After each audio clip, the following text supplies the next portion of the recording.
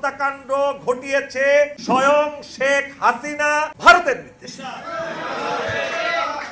আমি কোনো মিথ্যা কথা বলি না, এখনো বলছি না। আমি জেনে বুঝে পড়াশোনা করে সমস্ত আমার ব্যক্তিগত তদন্ত করে এই কথায় উপনীত হয়েছে, হাসিনা এই দেশে এসেছে ইন্ডিয়ার প্রশিক্ষণ প্রাপ্ত হয়ে 7 বছর তারা 2 বোন সেখানে রয়ের মাধ্যমে প্রশিক্ষিত হয়ে এই দেশটাকে দুর্বল করে দিয়ে এই দেশে তার বাবার হত্যার প্রতিশোধ নিয়ে আর্মিকে ধ্বংস করে দিয়ে ইসলামকে ধ্বংস করে দিয়ে ভারতের অঙ্গরাজ্য হিসেবে প্রতিষ্ঠিত করার লিপ্সা নিয়ে উদ্দেশ্য নিয়ে সেই দেশে এসেছে।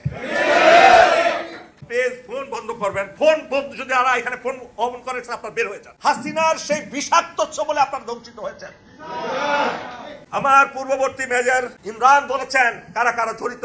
আমাদের বর্তমান স্বরাষ্ট্র উপদেষ্টা উনি অত্যন্ত দক্ষ সুদক্ষ একজন ব্যক্তি, উনার সাথে আমি কথা বলেছি, উনি চেষ্টা করছেন। কিন্তু হাসিনার বংশোদ্ভূত এখানে 15 লক্ষের এই যে কাদের বলেছে না যে আমাদের ক্ষমতা ত্যাগ করলে 15 লক্ষ 10 থেকে 15 লক্ষ লোককে হত্যা করা হবে, বলেছে কিনা?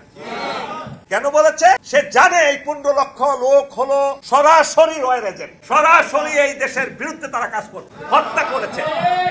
একজন কি বলেছে? তারা আছে বিদ্যমান, তারা এখন নবশক্তি নিয়ে উদ্যমিত হয়ে তারা আবার ঝাঁপিয়ে পড়ছে। স্টুডেন্টরা ঢাকা কলেজ সিটি কলেজ মারামারি করে কি এমনি এমনি তাদের উস্কানিতে টাকা খেয়ে তিতুমির কলেজ থেকে ওই দিন বের হয়েছে। তারা কেন পুরো রাস্তা আটকে দিল? কারা? এদের পিছনে টাকা দিয়ে উচ্ছৃঙ্খল ছেলে মেয়েদেরকে তারা উস্কিয়ে দিচ্ছে। ষড়যন্ত্র এখানে থেমে নেই।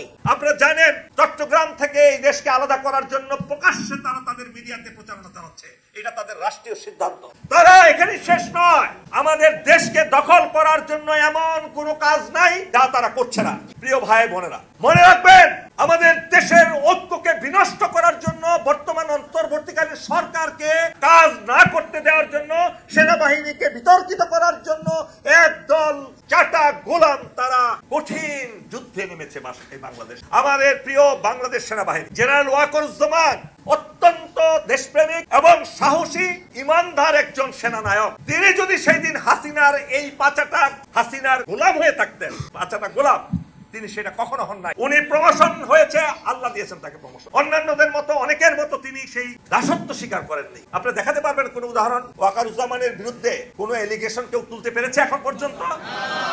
না, তাকে ডিফেন্ড করার জন্য, সেনাবাহিনীকে দুর্বল করার জন্য কিছু লোক শুধু মিথ্যাচার করছে, অপরাধ করছে। শুধু কেন? এই আর্মির কয়েকজন জেনারেল, আপনি এই সেক্রেটারিয়েটে দেখেন কয়েক হাজার সেক্রেটারি পাবেন যারা হাজার কোটি টাকার মালিক হয়েছে, এই দেশকে বিক্রি করে দেওয়ার সমস্ত পন্থা করেছে তারা। চুক্তিকে আর্মির লোকেরা করেছে ইন্ডিয়ার সাথে, সেক্রেটারি লিখে দিয়েছে, মন্ত্রী সাইন করেছে।